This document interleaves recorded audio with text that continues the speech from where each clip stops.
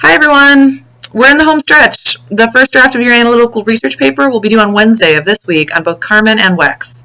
The peer review process for the ARP will be the same as for your other papers, but because this is a lengthier assignment than those you've previously reviewed, you'll have until Monday of next week to complete the review step, and your reflection will be due next Wednesday.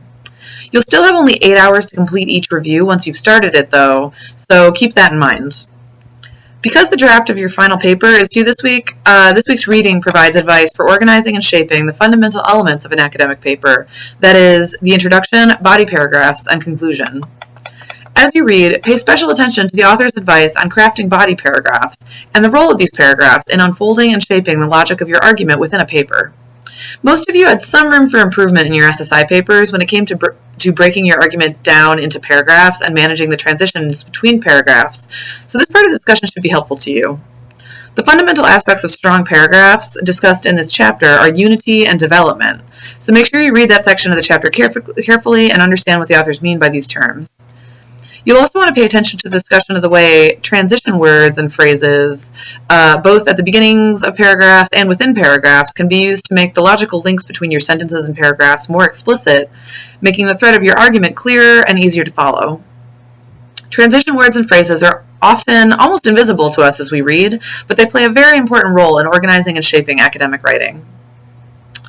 The chapter also gives helpful advice for crafting an introduction to your paper and for integrating your thesis statement seamlessly into your introductory paragraph. The introduction introduces your topic, obviously, so it is often useful to use your introduction to preview a few of the ideas or details that led you to arrive at your thesis.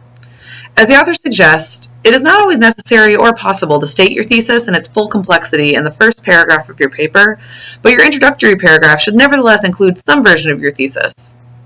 The author suggests articulating your thesis in its simplest form in the introduction and treating it as a working hypothesis that you'll test throughout the paper. At the end of your discussion, you'll be able to lay out your thesis in its full complexity in your conclusion. As you articulate your full thesis in your conclusion, you'll also want to address the final so what of your paper. That is, why your conclusion about your primary source and the ideas you've discussed within your argument should matter to your audience.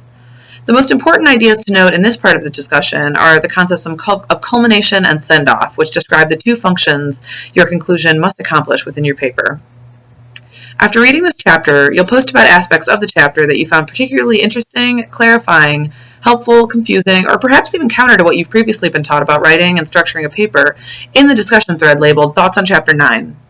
Feel free to post any questions for clarification you may have about the topics discussed in the chapter to the discussion as well.